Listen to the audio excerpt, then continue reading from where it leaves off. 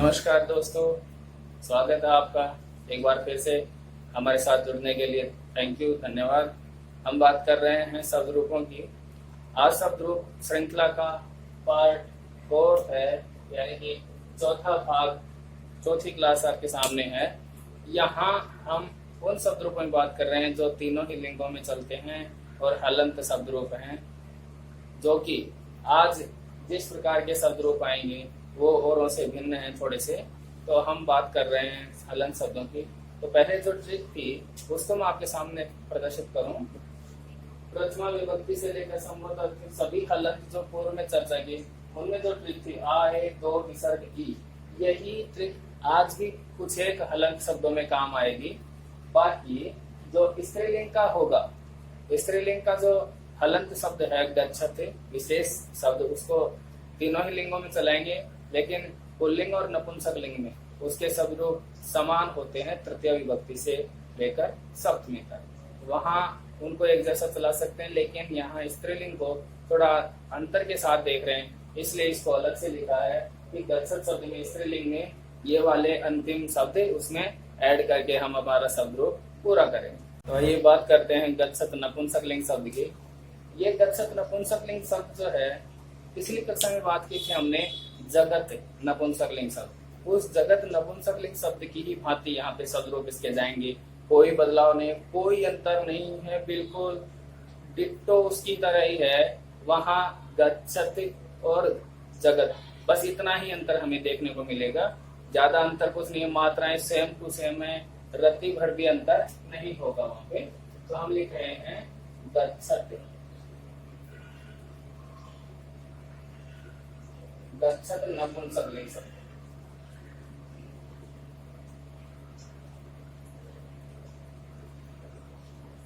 गच्छत नपुंसक लिंग शब्द को हम यहाँ पे तीनों वचनों में सातों विभक्तियों में बना रहे हैं, जिनको जोड़ने के लिए ये जो मात्राएं हैं ये काम में लेंगे हम।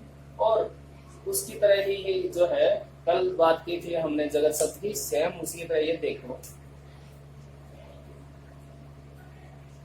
जगत इस तरह से हमने लिखा था, गच्छत ये है, उसको और इसको सेम उसी स्थिति में रखते हुए हम यहाँ पे लिख रहे हैं। कोई बदलाव नहीं है। जब नपुंसक लिंग का शब्द है तो नपुंसक लिंग के शब्द प्रथमा और द्वितीय विभक्ति में सेम चलते हैं तीनों ही वचनों में। तो ये जो एक वचन का वही द्वितीय विभक्ति में रिपीट होगा, इसीलिए यहाँ पे डैश डैश हो रहे हैं कि दोनों सेम होंगी, कोई अंतर नहीं। गच्छत द्वितीय में भी आ गया। तृतीया से जो जुड़ने वाली मात्राएं तृतीय विभक्ति वो दे रखी है, अब जोड़ते जाएंगे हम इसमें। गच्छत में अगर आकी मात्रा जोड़े तो गच्छता, गच्छत में एक ही मात्रा जोड़े तो गच्छते, गच्छत में दो विसर्ग लगाएंगे गच्छतः, फिर से दो विसर्ग लगाएंगे गच्छतः। ठीक है, ई की मात्रा लगानी है तो गच्छति। अब देखिए कल जो जगत शब्द था वो भी ऐसे है, जगत जगत जगता जगते जगतः जगतः और जगति। आज है गच्छत गच्छत गच्छता गच्छते गच्छतः गच्छतः गच्छति, कोई अंतर नहीं है। अब द्विवचन की श्रृंखला भी हूबहू वैसी मात्राओं वाली और बहुवचन की श्रृंखला भी वैसी होगी, तो कोई डाउट नहीं है, कोई अंतर नहीं है। आप अगर जगत शब्द जो है उसका नपुंसक लिंग का उसको याद कर लिए तो गच्छत नपुंसक लिंग ऑटोमेटिकली आपके आसानी से याद हो जाएगा, कोई दिक्कत नहीं है। इसका जो संबोधन बनेगा वो उसी रूप में बनेगा। तो प्रथमा एक वचन है गच्छत में। ठीक है दोस्तों, द्विवचन की श्रृंखला पूरी करो।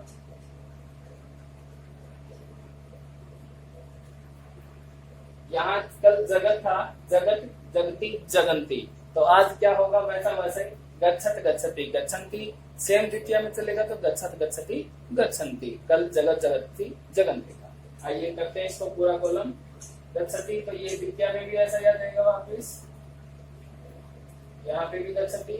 अब हमने बात की जगत का जो त था उसको द करके भ्याम भ्याम जोड़ना था। अब यहाँ पे भी गच्छत का जो त है उसको द बना करके भ्याम जोड़ेंगे तो जगत गच्छत गच्छत लिख लो।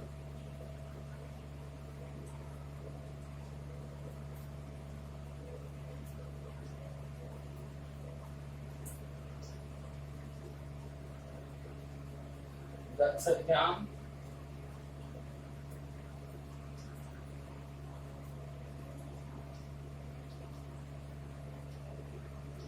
गच्छत्याम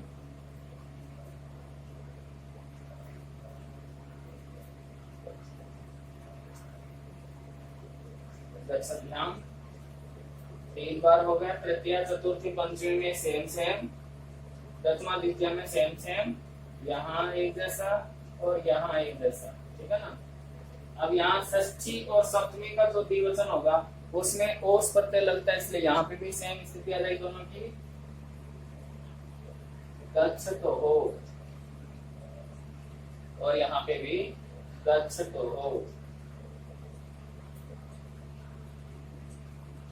दोनों की जगह ओस प्रत्यय है षष्ठी और सप्तमी द्विवचन में, तो ओस को प्रत्यय कर गच्छत में ओ की मात्रा स को विसर्ग बना करके गच्छतो हो। यहाँ पे हमारे सामने 2 शब्द रूप आ, ये दोनों की सेम स्थिति है। याद करने में आसानी के लिए तृतीय चतुर्थी पंचमी एक जैसी, प्रथमा और द्वितीय एक जैसी, और षष्ठी सप्तमी एक जैसी। इधर दोनों पंचमी षष्ठी एक जैसी, प्रथमा का एक वचन और द्वितीय का एक वचन एक जैसे। तो एक समान स्थिति ज्यादा होती है तो बहुत कम शब्द रूप याद रखना पड़े, तो अलग स्थिति में होते हैं, ठीक है ना। अब इसके संबोधन की तरफ चले तो हे गच्छति, ये स्थिति हमारे सामने है। यहां तक हुआ। बहुवचन का कॉलम पूरा कीजिए। हमने बात की थी पिछली कक्षा में जगत जगती जगंती, अब गच्छत गच्छति गच्छन्ति, इस स्थिति में चला जाएगा शब्द। क्योंकि नपुंसकलिंग में प्रथमा और द्वितीय सेम होती है, तो यही लाइन पहले वाले द्वितीय होते हुए रिपीट होती है, तो यहाँ पे भी गच्छन्ति। अब यहाँ पे किस प्रत्यय तृतीय बहुवचन में जुड़ेगा तो गच्छत भी हो जाएगा।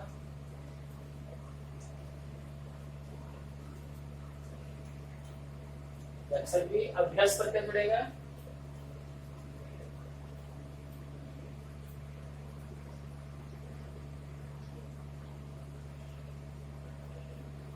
गच्छत गए, यहाँ फिर से अभ्यास प्रत्यय जुड़ेगा,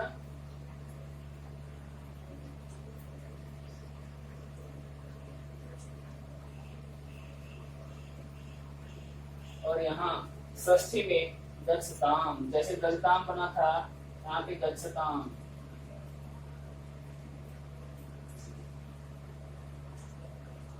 और यहाँ गच्छत्सु।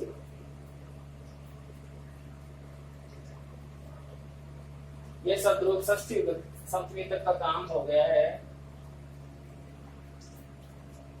अब इसके संबोधन में हम उसी को उठा के लाएंगे, बहुवचन वाले को गच्छन्ति।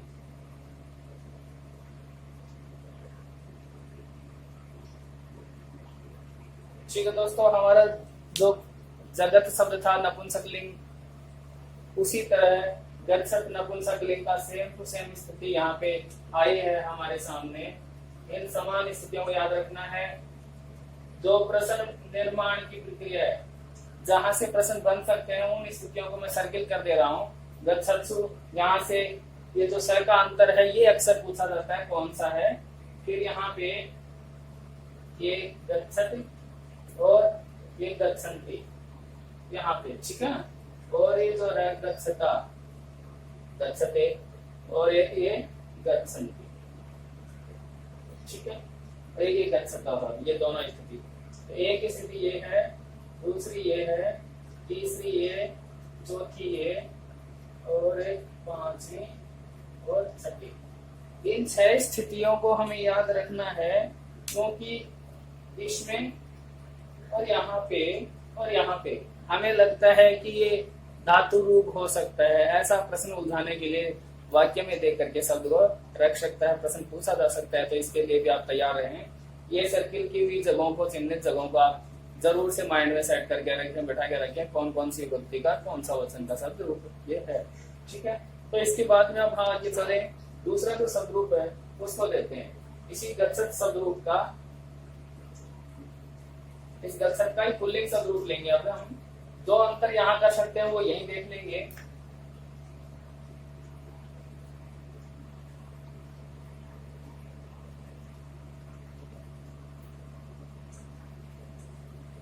आपको बता दूं मैं, पुल्लिंग और नपुंसकलिंग जो भी शब्द रूप होते हैं उनमें सिर्फ प्रथमा और द्वितीया ये दो लाइन का ही अंतर होता है। तृतीया से लेकर सप्तमी तक उनका शब्द रूप बनाने की प्रक्रिया, जो मात्राएं लगनी है वो सारी सेम होती हैं, वहां कोई अंतर नहीं होता है। इसलिए दो जो विभक्तियां हैं, इन दो विभक्तियों को हमें अलग लिखना पड़ता है। बाकी आप निश्चिंत हो जाइए, शब्द रूप नपुंसकलिंग का और शब्द रूप पुल्लिंग के सेम चलते, ठीक है।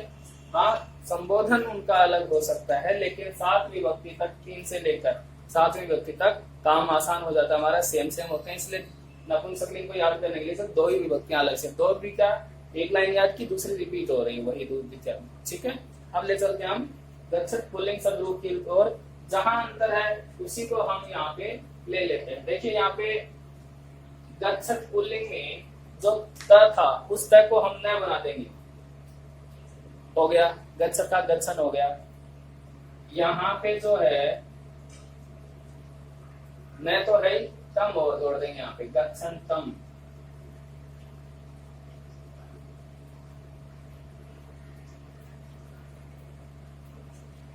यहाँ थोड़ा सा अंतर आएगा तो उस अंतर को देख लेते हैं, और यहाँ पे थोड़ा सा अंतर होगा, इस अंतर को देख लेंगे। फिर बाकी कुछ भी हटाने की जरूरत नहीं है, सेम स्थिति रहेगी। गच्छन्तो, औ की मात्रा, जैसे राम शब्द के साथ रामो बनता है द्विवचन में, ऐसे ही गच्छन्तो क्योंकि पुल्लिंग का है तो उसी को फॉलो करते हैं मात्राओं को, गच्छन्तो। और यहाँ पे भी गच्छन्तो, यहाँ पे बन जाएगा गच्छन्तः। अब यहाँ जो पिछले में गच्छता गच्छता आया था, इसका मतलब यहाँ वहां गम धातु से जो धातु रूप बनते हैं वहां पे भी आता है मध्यम पुरुष में, तो उसमें याद रखना है, कंफ्यूज नहीं होना है। यहाँ पे तो गच्छन्ता और गच्छता का इस तरह की स्थिति है, इनको वाक्य में देगा तो इसका अर्थ ध्यान में होना चाहिए। गच्छन, गच्छन्तो, गच्छन्ता का मतलब होता है जाता हुआ, जाते हुए, जाते हुए।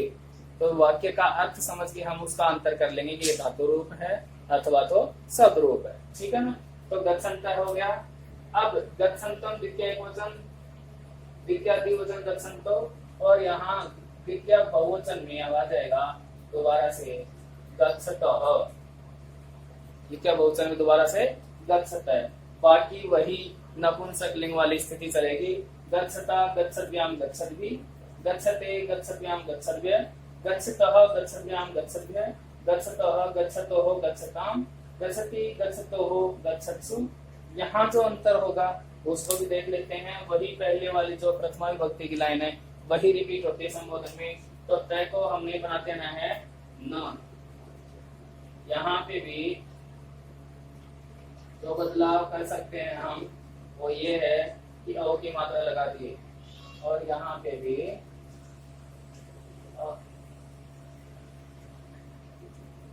मात्रा हटाओ, विसर्ग लगाओ गच्छन्ता।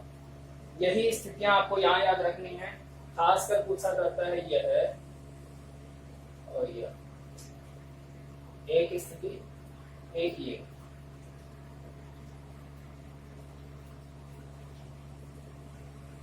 ये स्थिति 1 2 3 नंबर लगा देता हूँ इनको, 1 2 3 4 5 6 7 और 8। इन 8 स्थितियों को आपको खासकर ध्यान रखना है कि अक्सर प्रश्न यही से गच्छन, वहां पे बहुवचन दोनों विभक्तियों के, यहाँ गच्छते, ये गच्छता गच्छता है, आपको धातु रूप लग सकता है यहाँ पे, तो इस धातु रूप और शब्द रूप का अंतर करते हुए वाक्य में से आपको उठाना है, ठीक है।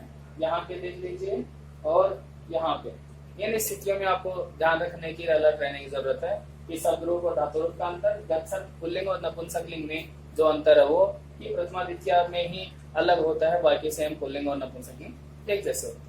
अब अगले शब्द रूप की तरफ बढ़ेंगे हम। गच्छत शब्द का भी जो कि स्त्रीलिंग में चलता है उसको इन दोनों ही शब्दों से अलग चलाना है, इसलिए उसको स्त्रीलिंग करके अलग से मात्राओं का यहाँ पे विधान किया हुआ है कि कौन सी मात्राएं या कौन से शब्द इनके साथ अंत में जुड़ेंगे। तो ले चलते हैं आपको गच्छत स्त्रीलिंग की तरफ। इससे पहले आपका स्क्रीनशॉट ले लीजिए, और वो दो विभक्तियां थी उनको ही याद करने की जरूरत है, बाकी तो एक जैसा है, तो दोनों शब्द रूपों का काम आसानी से हो जाता है। गच्छत स्त्रीलिंग को भी देख लेते हैं, लगे हाथ। गच्छत स्त्रीलिंग में जहां ये पर जुड़ रहे थे गच्छत, गच्छत को न बना दिए, फिर गच्छन्तो, वहां गच्छति गच्छन्ति ऐसे था। तो ये जो अंतर है, इस अंतर को हमें देख लेना है कि क्या ज्यादा अंतर है। और मुझे लगता है उन सब से ही आसान ये रहेगा जो मात्राएं आपके सामने दे दी। देखते हैं इसको भी। इन मात्राओं के सहारे ही हम हमारा काम चला रहे हैं, और काम चला रहे हैं तो हमारे काम को आसान बना रहे हैं। यहाँ पे भी जो बदलाव नहीं होगा, वह जो स्थिति ऐसी वैसी रहेगी, उनको ऐसा कैसा ही छोड़ सकते हैं हम,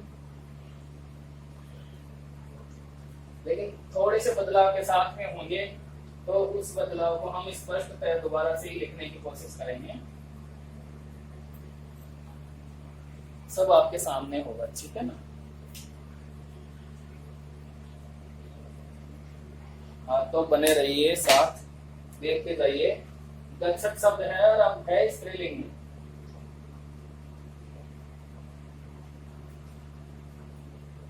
गच्छत स्त्रीलिंग का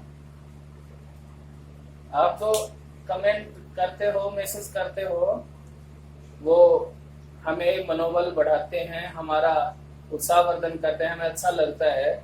और बहुत बहुत धन्यवाद, थैंक यू जो लाइव क्लास में आते हैं।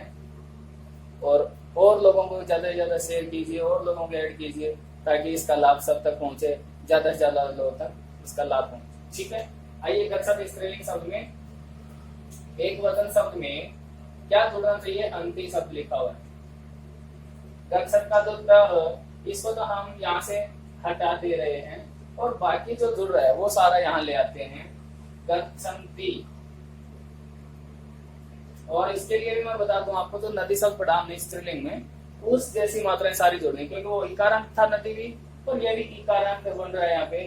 तो इस तरह से सारा शब्द रूप उसी की मात्राओं को फॉलो करेगा। फिर भी हमने यहाँ पे लिख दी है तो कोई दिक्कत नहीं है। एक वचन में, द्विवचन और बहुवचन में जो प्रत्यय होते हैं उनके साथ चलते हैं, बाकी अदरवाइज तो नदी शब्द के मात्राओं को भी याद रख सकते हैं। चलो आगे बढ़ते हैं। गच्छन्ति हो गया। द्विवचन में जो द्वितीय विभक्ति एक वचन है, उसमें अंतिम जुड़ेगा, यानी कि गच्छन्ति। यहाँ पे अंत्या जुड़ेगा तो गच्छन्त्या, यहाँ अंत्य तो गच्छन्त्यै।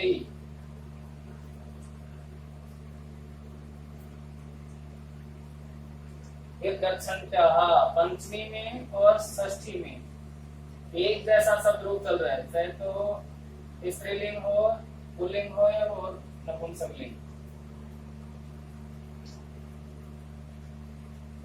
गच्छन्त्याः, यहाँ पे आम जुड़ जाएगा, याम तो गच्छन्त्याम।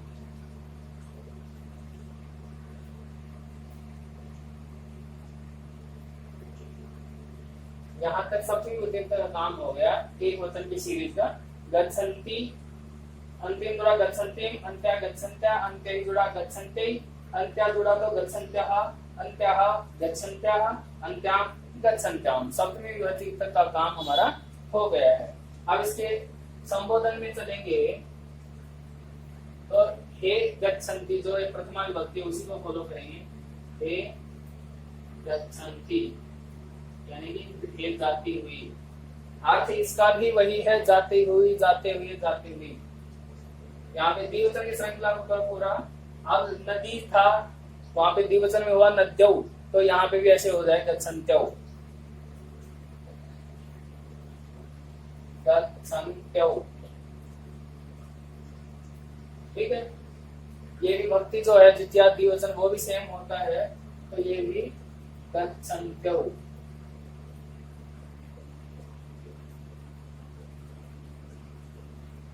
तृतीय विभक्ति, चतुर्थी और पंचमी तीनों का जो द्विवचन होता है वो सेम होता है, इसलिए गच्छन्तिभ्याम।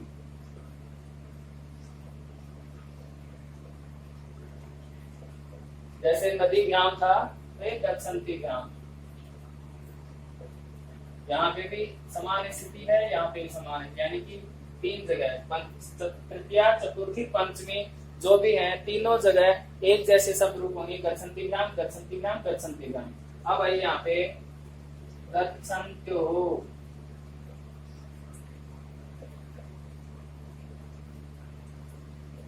जो कि यहाँ पे षष्ठी और सप्तमी में ओस प्रत्यय होता है, तो ओस की ओ और से को विसर्ग बना करके हम यहाँ प्रेजेंट कर रहे हैं गच्छन्त्युः। तो जो सप्तमी द्विवचन वो भी गच्छन्त्युः सेम हो जाएगा।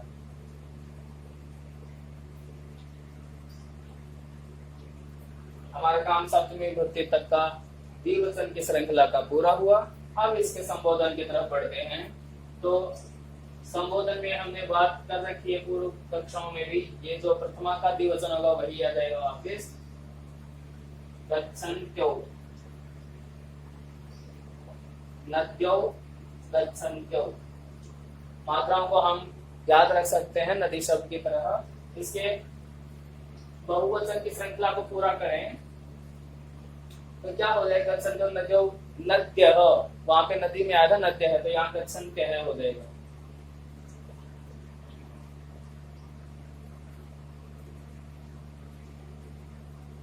गच्छन्त्य। फिर यहाँ पे आया था नदी ही, द्वितीय बहुवचन में, तो गच्छन्ति ही।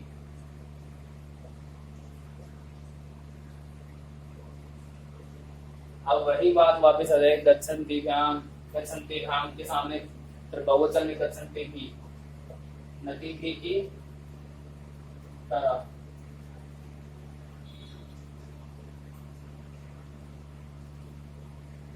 वहां पे नदी भी ही था, यहाँ गच्छन्ति ही भी, है ना, गच्छन्ति भी। चतुर्थी और पंचमी दोनों में भ्यस प्रत्यय होता है, तो भ्यस वाली स्त्री जैसे नदी भ्य, गच्छन्ति भ्य।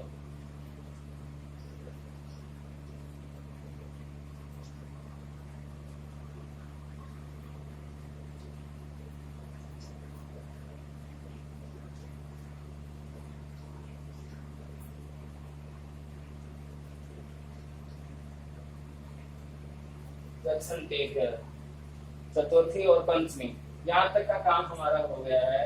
ये दोनों एक जैसे, हमेशा भ्यस प्रत्यय वाले शब्द एक जैसे होते हैं। अब इसमें आ जाओ, वहां पे था नदी नाम, तो यहाँ गच्छन्ति नाम।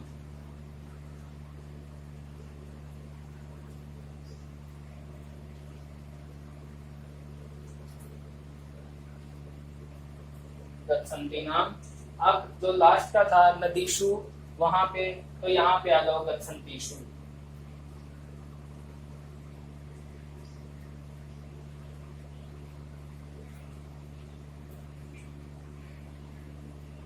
क्योंकि नदीशु में भी वही शकार था जिसे दंत्य शकार बोलते हैं, तो यहाँ पे भी ईकारांत जो है उसमें ये दंत्य शकार ही आया है, और इसके बहुवचन में संबोधन में आ जाएगा यही गच्छन्त्यः।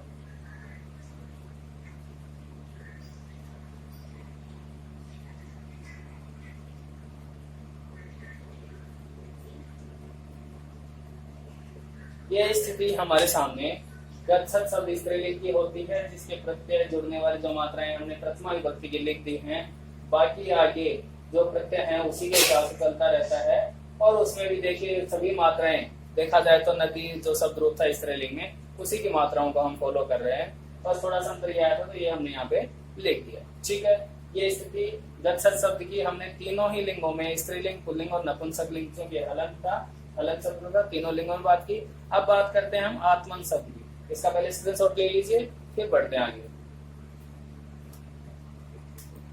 आत्मन शब्द अपने आप में पुल्लिंग शब्द है।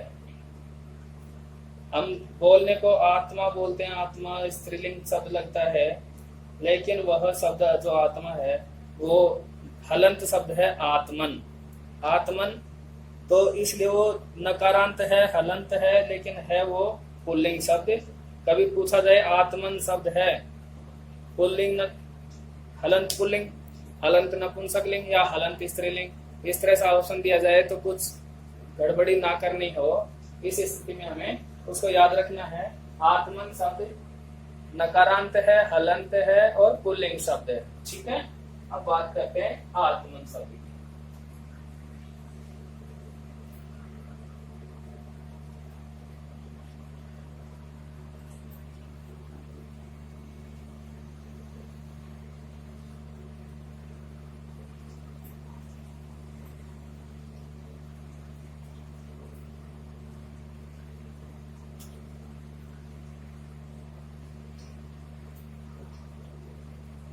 आत्मन पुल्लिंग।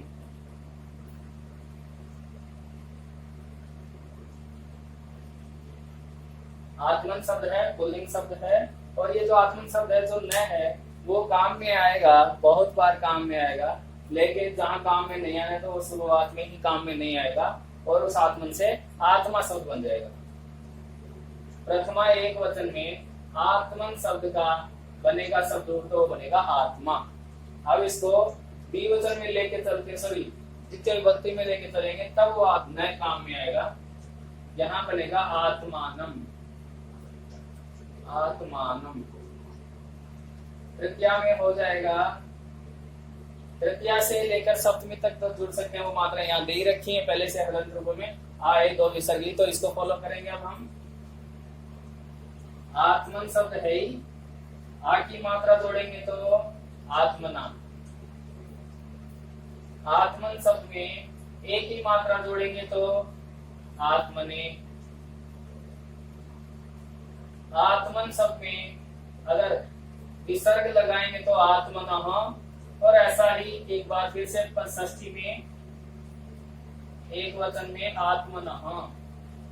अब ई की मात्रा लगानी है आत्मन शब्द में तो बन जाएगा आत्मन।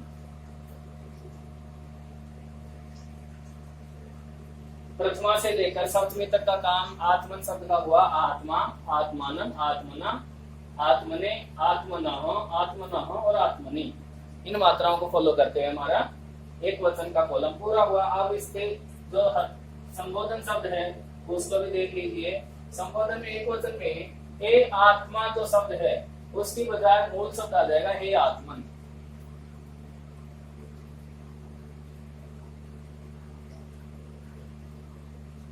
ये याद है, जैसे राम शब्द में यहाँ राम है बना था, लेकिन संबोधन में हमने हे राम लिया था वहां मूल शब्द को, ऐसे ही आत्मन शब्द यहाँ उतर के आ रहा है, तो हे आत्मन ये याद रखने वाला सर्किल का शब्द होगा। द्विवचन के कॉलम को पूरा करो, न को साथ में रखना है, आत्मानव।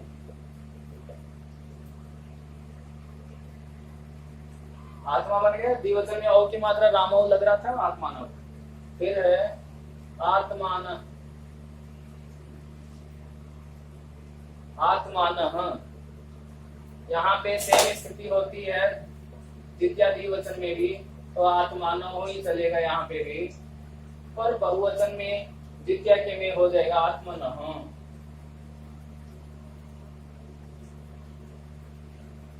अब देखिए ऑप्शन में आत्मनः, आत्मनः यहाँ पे भी है 2 बार और 1 बार यहाँ पे है, तो ऐसी स्थिति में कंफ्यूजन की स्थिति बन सकती है। तो प्रश्न पूछेगा तो तीनों ही ऑप्शन देगा, या तो द्वितीय बहुवचन, पंचमी षष्ठी एक वचन, लेकिन औरों का नाम देता है तो वो गलत हो जाएगा, ये सही रहेगा। तो आने वाले प्रश्न इसमें, इसमें और इसमें याद रखना। और चलते आगे बढ़ते हैं। अब तृतीया से लेकर चतुर्थी पंचमी तक, तृतीया चतुर्थी पंचमी में क्या हो जाएगा, वो नया हट जाएगा, ध्यान का यहाँ पे विधान होगा। देखिए आत्मध्यान,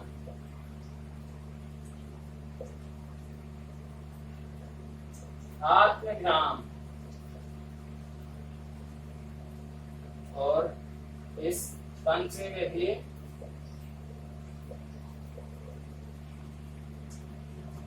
आत्मध्यान। षष्ठी और सप्तमी में देखो नए को हम साथ लेके चलेंगे, आत्मनोह, और ओस प्रत्यय है सप्तमी तो द्विवचन में भी, तो ये भी आत्मनोह।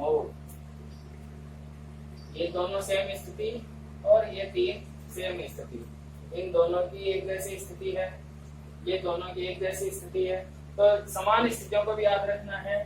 इसके शब्दरूप पे चलो संबोधन में, तो ये आत्मानव शब्द भी हमारे सामने आएगा द्विवचन का।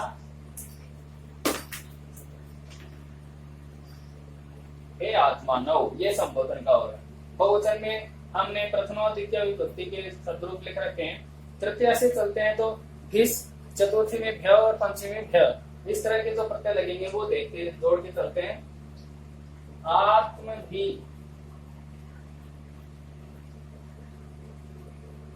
आत्म शब्द में नकार हटा दिया है, आत्म में इस प्रत्यय लगाया भी, और स को विसर्ग के तौर पे हमने बार बार रखा हुआ है यहाँ पे। फिर आ जाएगा आत्मध, और पंचमी में भी आत्मध।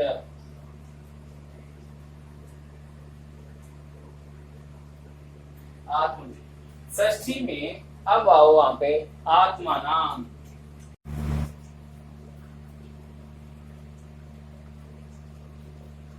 आत्मनाम षष्ठी बहुवचन में आत्मन तक लाना है, आम प्रत्यय जुड़ना है, और सप्तमी में हो जाएगा ये आत्मसु।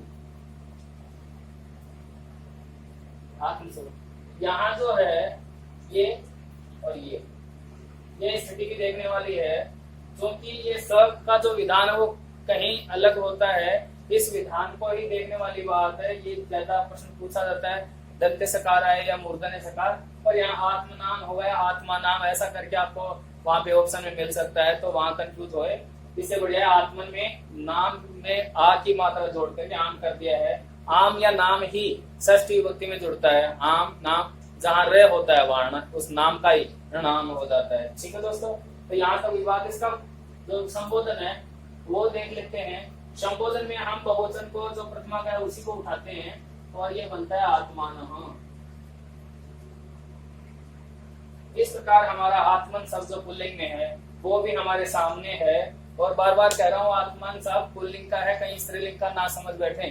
शब्द रूप कोई सा भी दे दिया जाए और पूछे आत्मन शब्द रूप है, आत्मन नपुंसकलिंग, आत्मन पुल्लिंग, आत्मन स्त्रीलिंग, और ऑप्शन में सर्वे, इस तरह से, यानी कि सभी लिंगों में चलने वाला हो, ये स्थिति ना हो। ठीक है, अब आगे बढ़ते हैं हम। जो एक और शब्द है भूभृत शब्द, उसकी तरफ आपको ले चलता हूं।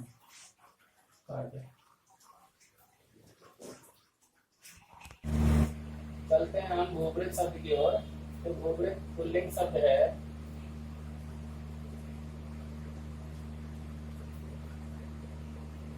उस भूभृत पुल्लिंग शब्द में हमने लगाने वाली जो बात है वो यही मात्राएं दोबारा से रिपीट होंगी। यही मात्राओं की सहायता से भूभृत शब्द को भी हम यूज करेंगे, क्योंकि ये भी हलन शब्द की श्रेणी में आता है। तो भूभृत, फिर क्या था, भूभृतौ,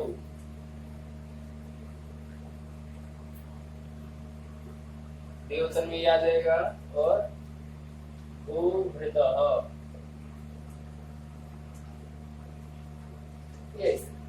ये प्रथमा विभक्ति की स्थिति आ गई। द्वितीय विभक्ति से लेकर और सप्तमी तक का हम एक वचन के कॉलम को, फिर द्विवचन को, फिर बहुवचन को ऐसे पूरा करेंगे। और द्विवचन में जो चलता है वो देखो, यहाँ पे कोई दे नहीं रखा है, लेकिन पुल्लिंगों में हम जुड़ता है, तो ये भूभृतम।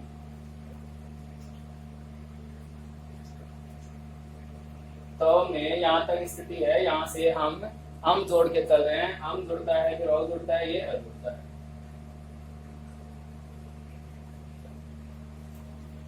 भूभृतौ, क्योंकि सेम स्थिति होती है, और यहाँ पे भूभृतौ, यही स्थिति यहाँ पे भी आ जाएगी। ठीक है, तो आप तृतीया को लो। तृतीया से आगे सप्तमी तक ये मात्राएं जोड़ के चलेंगे हम। तो देखो, भूभृता, तो आ की मात्रा जोड़ेंगे तो भूभृता बनेगा।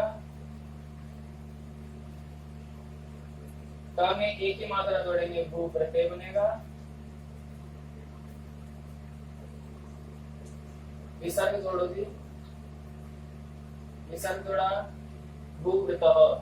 षष्ठी में भी ऐसा ही है, तो भूभृतः और ई की मात्रा एक साथ भूभृति, भूभृतम, भूभृता, भूभृते, भूभृतः, भूभृतः और भूभृति, ये मात्राओं को तृतीया से आगे हमने ऐड किया। उससे पहले मूल शब्द को रखा, फिर हम प्रत्यय लगता है द्वितीय विभक्ति एक वचन में, उसको फॉलो करके लगा दिया। बाकी मात्राओं सारा लेके सप्तमी तक का काम करें। अब इसके संबोधन में बात करें। संबोधन में हम वही मूल शब्द, वो भी ले लो तो ये ले लो, एक ही बात है, वही आ जाएगा वापिस। भूभृत शब्द यहाँ पे हमारे सामने है। द्विवचन के कॉलम को पूरा करते हैं। अब तो हमने जगत और जो दूसरे शब्द थे उनमें बात की थी। जो त होता है वो द में बदल जाता है, तो यहाँ भी जो त है वो द की स्थिति में आ जाता है। यहाँ भी भ्यस भ्यस वाली स्थिति में, यहाँ भ्याम भ्याम वाली स्थिति में, बाकी वह तय का तय ही रहता है, कोई दिक्कत नहीं। भू भृद भ्याम। देखो दोस्तों, परीक्षा में पूछा जाता है जो प्रश्न इस तरह का दे सकता है, लेकिन ये जो चिन्ह है वो हलंत का चिन्ह है, क्योंकि त आधा है तो इसको द में बदला, वो द भी आधा रहेगा। कहीं पूरा द करके या किस तरह का कोई ऑप्शन अलग दे दिया जाए तो आप ध्यान रखने की बात है, वहां पे कंफ्यूज ना हो। ये हलंत का चिन्ह होना चाहिए, या फिर जो भ है वो भ भी इसमें ही मिला होगा, तब भी ये द में हलंत की स्थिति वहां पे रहेगी। भ्याम हो गया। दूसरा भी भू भ्याम, यानी कि तृतीया चतुर्थी पंचमी में सेम स्थिति रहती है। भू भृद भ्याम।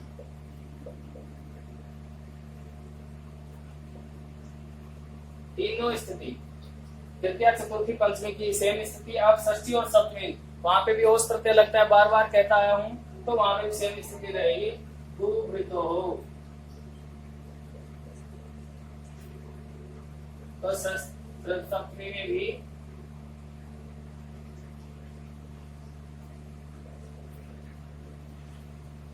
भूभृतो।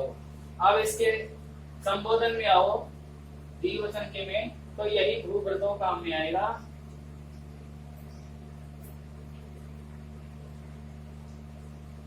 भूभृत, यहाँ भूभृतो है, ये भूभृतो है, तो षष्ठी और सप्तमी का इनका थोड़ा सा अंतर देखना है, इसका अंतर देखना है, और अंतर देखना है ये वाला इन लाइनों में। और ये कोई ज्यादा खास फर्क की बात नहीं, यहाँ देखने वाली बात है।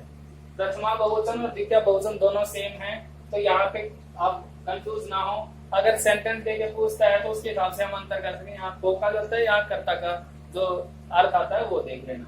आप इस प्रत्यय के साथ जोड़ के देखो, भू भृद भी,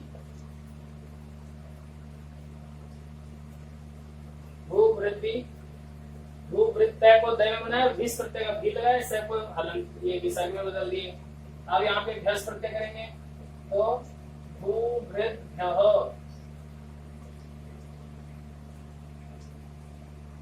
पंचमी में भी भू वृद्ध, भू वृद्ध। षष्ठी बहुवचन में वहां पे जैसे हमने आत्म नाम करा था, जगत में जगताम करा था, ऐसी ही स्थिति भूवृत की आ जाएगी षष्ठी बहुवचन में, भूवृताम।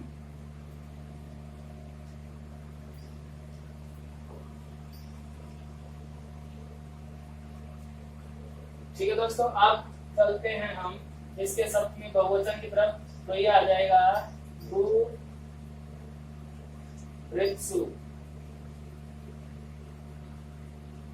ये जो तकारांत हुए हैं हलंत वाले, उनमें सैर सपेरा वाला ही आया है, दंत्य सकार आया है, क्योंकि अंत में तह तवर्ग में ही जो तालव्य होता है सकार वो आता है। तालव्य सकार का उच्चारण स्थान और स्तर का दोनों का उच्चारण स्थान से हमें सवर्ण संज्ञक होते हैं, इस कारण से ये सब रखा जाता है। ये भी थोड़ी सी बात सोच लेने वाली बात है। अब जो अंतिम इसका संबोधन है उसको हम भूवृत्त रखेंगे, भूवृत्त। संबोधन बहुवचन में भू है, भूवृत है, तो हमारे शब्द रूप बने भूवृत, भूवृतम, भूवृता, भूवृते, भूवृत, भूवृत, भूवृति।